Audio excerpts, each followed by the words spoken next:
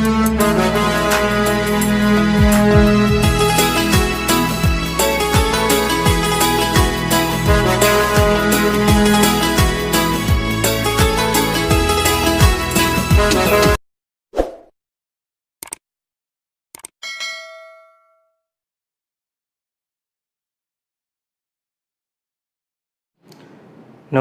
વિદ્યાર્થી મિત્રો, જય ગુરુદેવ।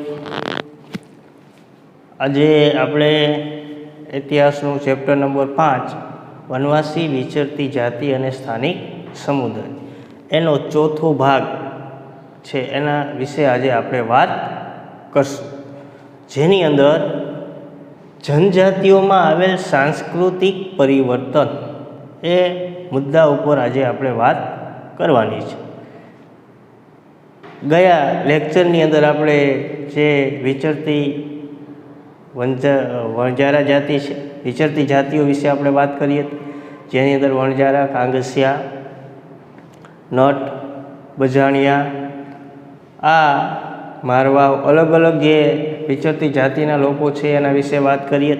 હવે આજના ટૉપિકની અંદર એ લોકો છે, એની સંસ્કૃતિ છે, એનો વ્યવસાય છે, એની પરંપરાઓ છે એની વાત કરી હતી। આમાં આપણે હવે એની સંસ્કૃતિની અંદર આવેલું થોડું પરિવર્તન એના વિશે વાત કરીએ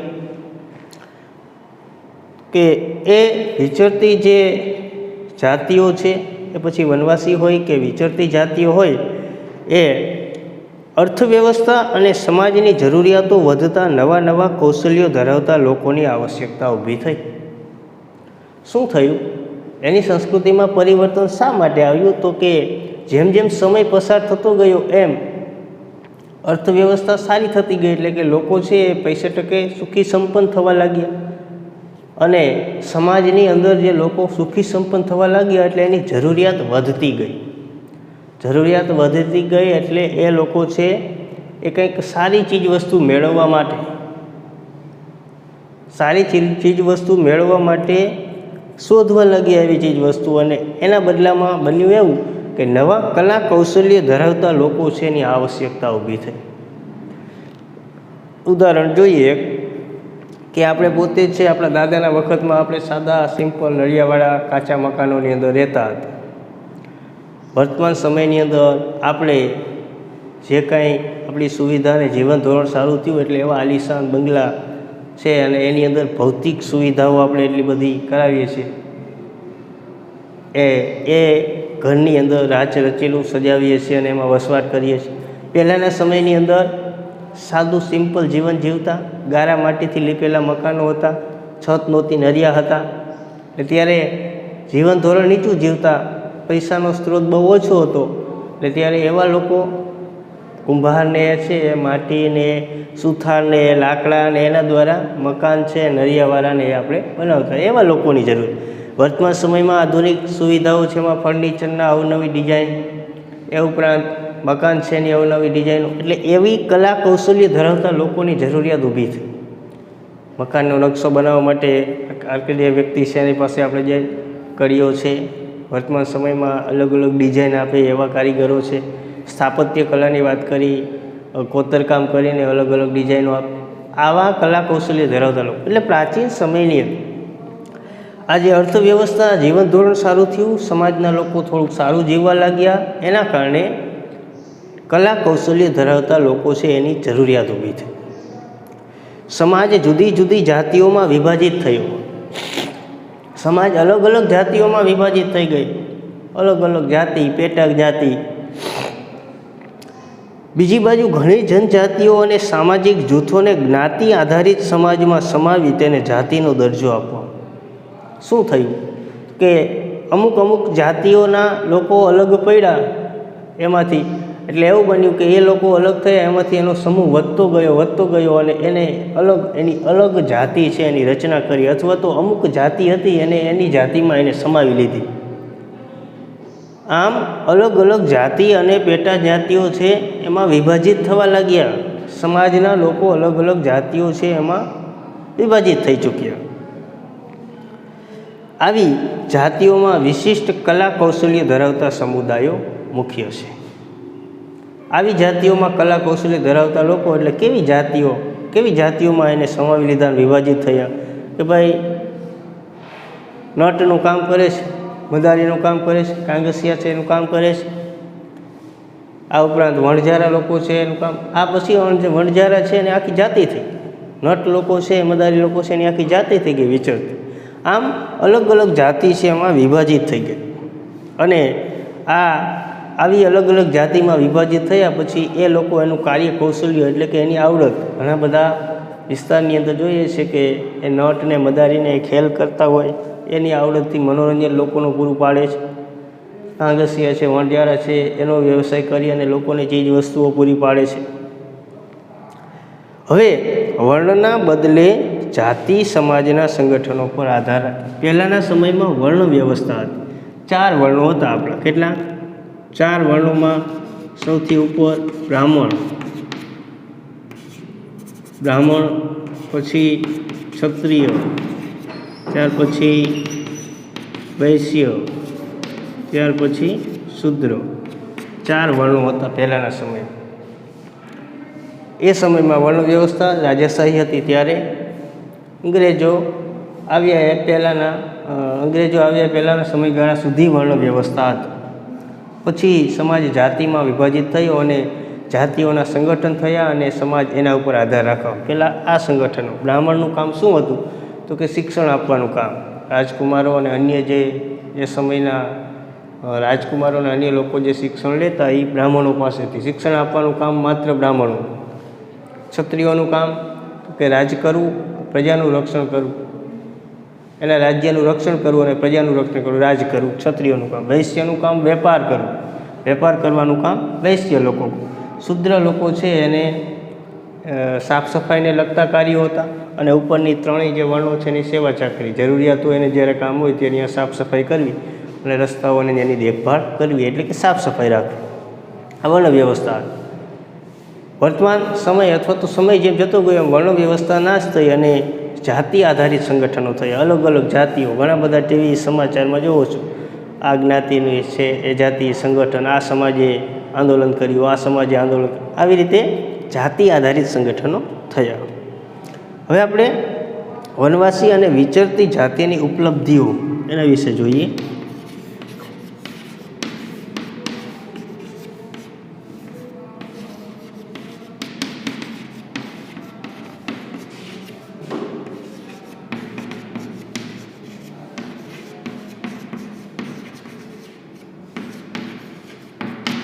વનવાસી અને વિચરતી જાતિની ઉપલબ્ધિઓ એટલે કે એ સમયમાં, પ્રાચીન સમયમાં જે વનવાસી જાતિઓ હતી એમાં મુખ્ય વનવાસી જાતિઓ કઈ હતી અને શાસન કરતી હતી, એમાં આપણે 2 જાતિની વાત કરવાની છે. એમાં આજના લેક્ચરમાં આપણે એક જાતિ વિશે વાત કરીશું, જેનું આપણે વાત કરવાના છે એ ગોંડ.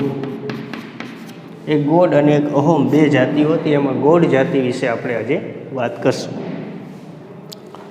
હવે ગોંડ જાતિ ખાસ કરીને ક્યાં તો કે ભારતના ગોંડવાના નામના વિશાળ વન પ્રદેશમાં રહેનારી પ્રજા ગોંડ તરીકે ઓળખાય છે. આજે ગોંડ જાતિના લોકો ક્યાં વસવાટ કરતા તો કે ભારતના ગોંડવાના નામનો જંગલ વિસ્તાર છે, ખાસ કરીને પૂર્વ ભાગનો. ભારતનો પૂર્વ ભાગ છે, મણિપુર, મિઝોરમ, અસમ જે વિસ્તાર છે, આ વિસ્તારની અંદર જે ગારો ખાસી જયંતિયા ટેકરીઓ આવેલી છે એ વિસ્તારમાં ગોંડ જાતિ છે એ અહીંયા વસવાટ કરતી હતી. એમ કહેવું તો કહેવાય શાસન પણ કરતી હતી. જે વિસ્તાર છે ગોંડવાના, કેવો વિસ્તાર? ગોંડવાના વિસ્તાર, એના ઉપરથી ગોંડ જાતિ એવું નામ પડી ગયું છે. ગોંડવાના નામનો જે વિસ્તાર છે ત્યાં શાસન કરતી હતી. જે ભારતની જૂની જનજાતિઓ પૈકીની એક છે. જે જૂની જનજાતિઓ હતી એમાંની એક છે ગોંડ જાતિ. તેઓ સ્થાનાંતરિત ખેતી કરતા અને નાના નાના કુળમાં વહેંચાયેલી વિશાળ ગોંડ જાતિમાં પ્રત્યેક કુળનો એક રાજા હતો. અલગ અલગ કુળમાં વહેંચેલા એટલે કે આપણે અગાઉના ધોરણમાં, અગાઉના સત્રમાં ભણી ગયા, સોલંકી વંશ, વાઘેલા વંશ, ચાવડા વંશ, અલગ અલગ કુળો હતા. એવી રીતે આ જે છે ગોંડ જાતિ અલગ અલગ કુળની અંદર વહેંચાયેલા હતા. જાતિ એક જ પણ એના કુળો છે એ અલગ અલગ હતા. અલગ અલગ કુળમાં વહેંચાયેલી અને સ્થાનાંતરિત ખેતી કરતા હતા. સ્થાનાંતરિત ખેતી શું એટલે શું કે સ્થાનાંતરિત ખેતી છે ને બીજા શબ્દોમાં ઝૂમ ખેતી તરીકે પણ ઓળખવામાં આવે, ઝૂમ પદ્ધતિ. હવે સ્થાનાંતરિત ખેતી એટલે કઈ રીતે? સ્થાનાંતરિત ખેતી છે એ કેવી રીતે કરતા? તો કે આ પ્રકારની જે ખેતી છે એમાં જંગલો જે છે એમાં વૃક્ષો કાપી અને એને સળગાવીને અહીંયા જમીન સાફ કરી નાખવામાં આવે. શું કરે? વૃક્ષો કાપી, એ જે જંગલો છે એ જંગલોના વૃક્ષો જળમૂળથી કાપી નાખે અને પછી એને સળગાવી નાખે ને એ જમીન છે સપાટ કરી નાખે. પછી એ લોકો અહીંયા 2-3 વર્ષ ખેતી કરે. કેટલી?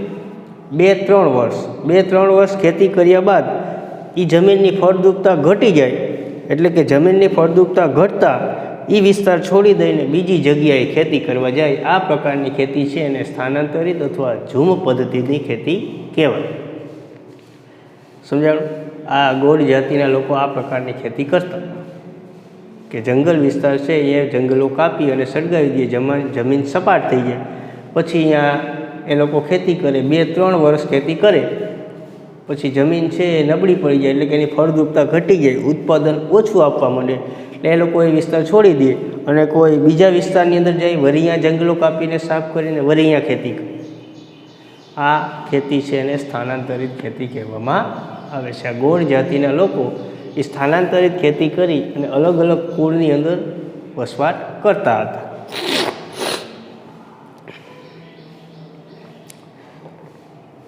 હવે દરેક કુળનો એક રાજા પણ હતો. અલગ અલગ સ્થાનાંતરિત ખેતી કરતા એક કુળનો એક રાજા પણ હતો. દરેક કુળમાં એનું શાસન ચલાવતો હતો. અકબરનામા નામનું પુસ્તક, મુઘલ વંશની અંદર અબુલ ફજલે અકબરના 9 રત્નોમાંના એક લેખક એના હતા અબુલ ફજલ. એને અકબરનામા નામનું જે પુસ્તક લખેલું છે એ અકબરનામા નામના પુસ્તકમાં પણ આ ગોળ જાતિનો ઉલ્લેખ છે. એ ગોળ જાતિનો જે ઉલ્લેખ છે એમાં શું એમાં લખેલું છે, એ પુસ્તકની અંદર શું ઉલ્લેખ કરેલો છે? તો કે ગઢ કટંગા છે એમાં ગોળ રાજ્યોમાં 70,000 જેટલા ગામડાઓનો સમાવેશ હતો. કેટલા? આજે ગઢ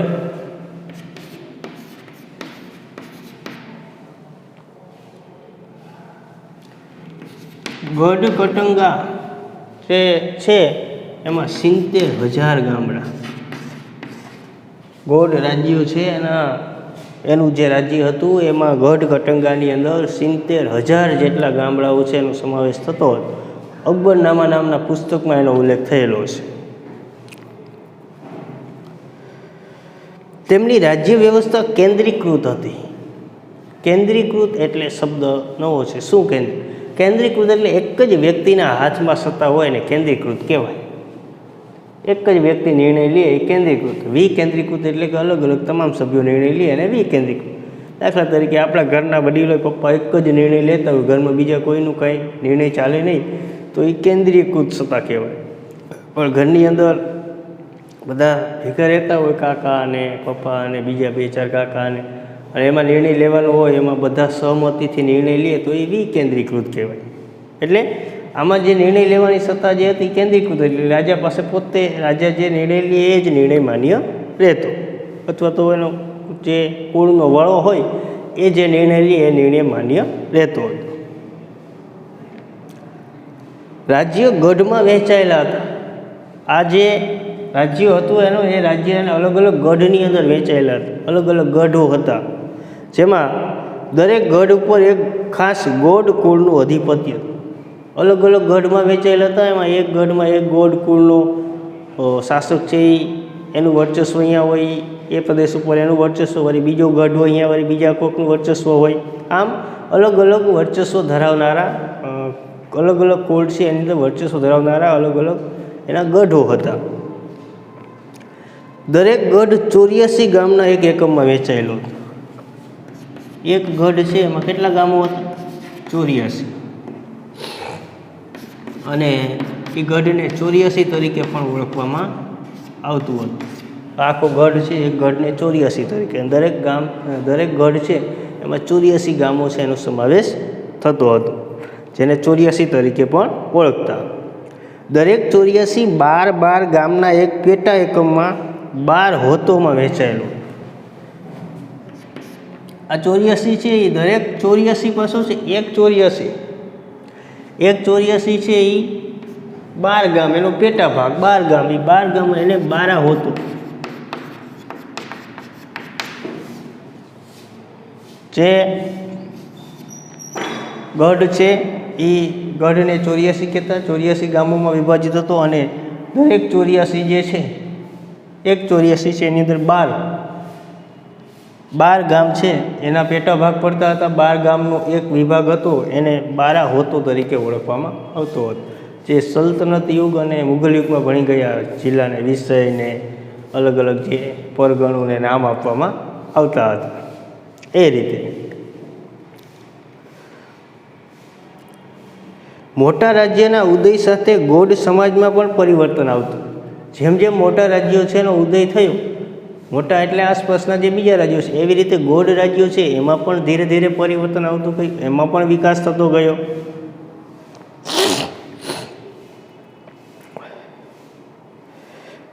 મૂળભૂત રાજપૂત તરીકેની માન્યતા મેળવવા ગઢ કટંગાના ગોંડ રાજા અમનદાસે,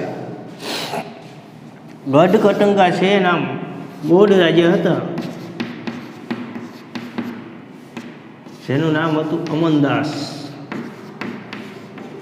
ગઢ કટંગાના ગોંડ રાજા અમનદાસે રાજપૂત તરીકેની મૂળભૂત નામના મેળવવા માટે એને એક એવી ઉપાધિ, એક એવી નામના ધારણ કરી, સંગ્રામ શાહ. કેવી?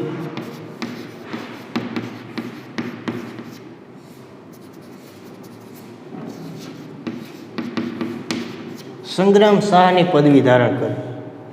રાજા હતો, રાજપૂત તરીકેની નામના મેળવવા માટે એને સંગ્રામ શાહ તરીકેની પદવી ધારણ કરી અને એનો એક પુત્ર હતો. આનો પુત્ર હતો, એનું નામ હતું દલપત. શું નામ હતું? દલપત.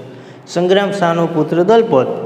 એ દલપતે મહોબાના ચંદેલ રાજપૂત રાજાની પુત્રી રાજકુમારી દુર્ગાવતી સાથે લગ્ન કર્યા. આને કોની સાથે લગ્ન કર્યા? દુર્ગાવતી સાથે.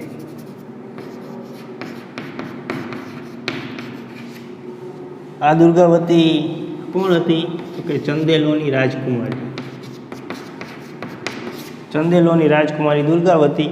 અને સંગ્રામ શાહ એટલે કે અમનદાસ જે રાજા હતો એનો પુત્ર દલપતે દુર્ગાવતી સાથે લગ્ન કર્યા. એ દુર્ગાવતી જે છે એ ચંદેલ વંશના જે શાસકો હતા એની રાજકુમારી હતી. ચંદેલો છે એનું શાસન ક્યાં ભણી ગયા આપણે? મધ્યપ્રદેશનો જે પૂર્વ ભાગને એ છે, મધ્યપ્રદેશના આસપાસના વિસ્તારમાં ચંદેલો શાસન કરતા હતા.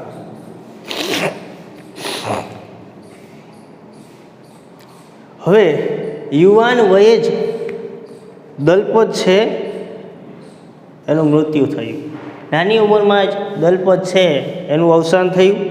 યુવાન વયે એનું અવસાન થતાં પછી રાણી દુર્ગાવતીએ 5 વર્ષના વીર પુત્ર નારાયણ નામથી શાસન સંભાળ્યું. હવે આ દલપત છે એ દલપતનો પુત્ર હતો નારાયણ. શું નામ હતું? દલપતનો પુત્ર નારાયણ.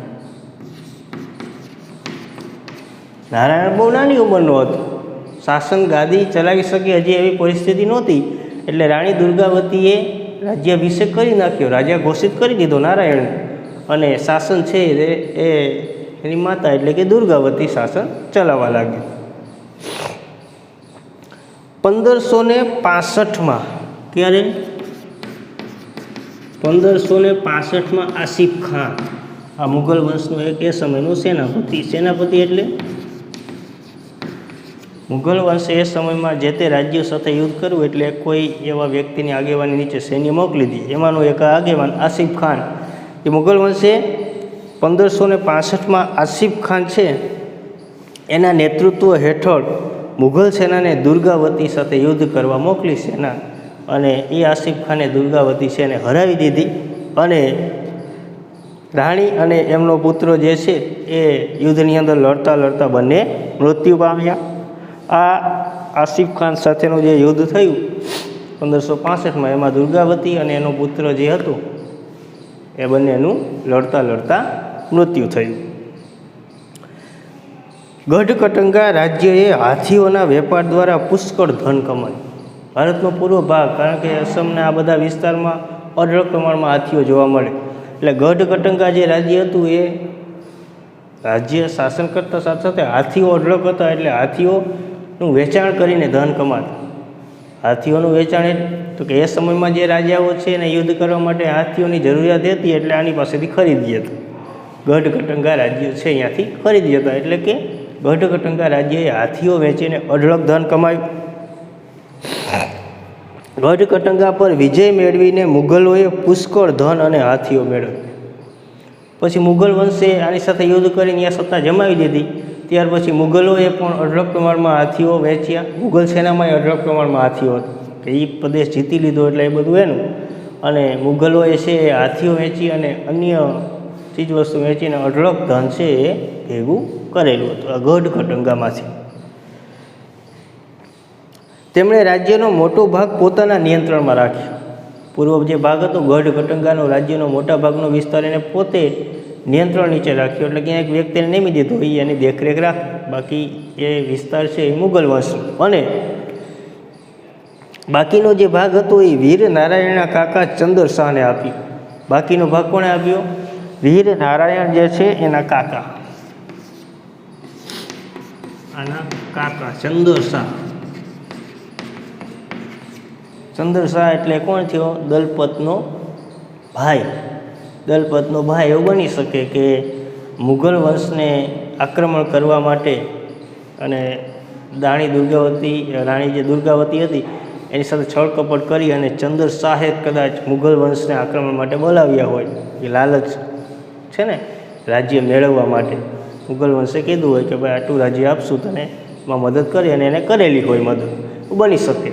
એટલે મુગલ વંશે અમુક હિસ્સો મોટાભાગનો એની પાસે રાખ્યો, બાકીનો હિસ્સો એના જે વીર નારાયણ છે એના કાકા ચંદર શાહ છે એને આપ્યો.